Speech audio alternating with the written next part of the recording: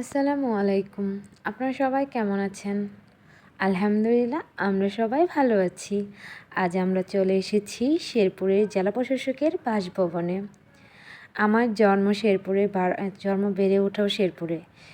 কিন্তু কখনো শেরপুরের জেলা প্রশাসকের বাসভবনে আমরা যাইনি।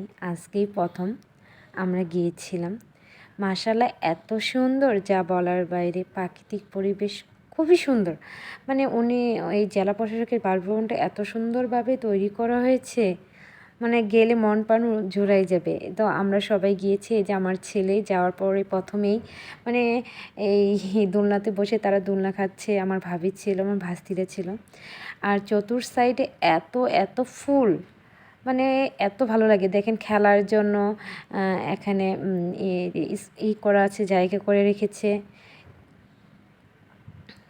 দেখেন চতুর সাইডে শুধু ফুল আর ফুল, মানে এখানে গেলে প্রাণ ভরে নিঃশ্বাস নেওয়া যাবে, এত শান্তির নিঃশ্বাস নেওয়া যাবে, এত সুন্দর। এটা হলো বাসভবন, ওখানে থাকে। আর চতুর সাইডে পরিবেশটা দেখেন কত সুন্দর। এই দেখেন কত সুন্দর গোলাপ ফুল ফুটছে। আর অন্যান্য ফুল তো আছে, এ দেখেন প্রচুর গাঁদা ফুল।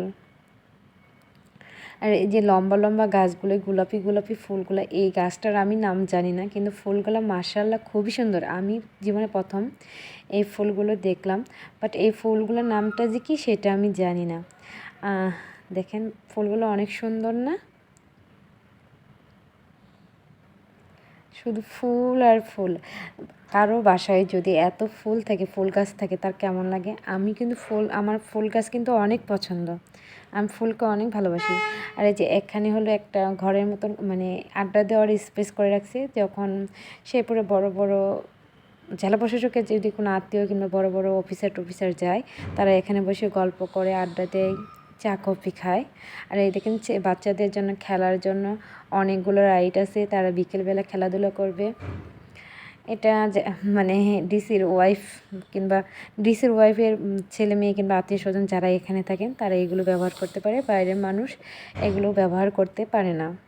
এই দেখেন আমার ছেলে ভাস্তিরা সবাই এসে তো খুব খুশি। তারা তো এই যে খেলনায়, এই দেখেন বাঘ, হাতি, তারপর হরিণ, অনেক কিছুই আছে। এরা তো এখানে এসে উঠেই দেখে খুব খুশি। এই যে আব্দুল্লাহ তো হাতি দেখে খুব খুশি, বলতেছে হাতি।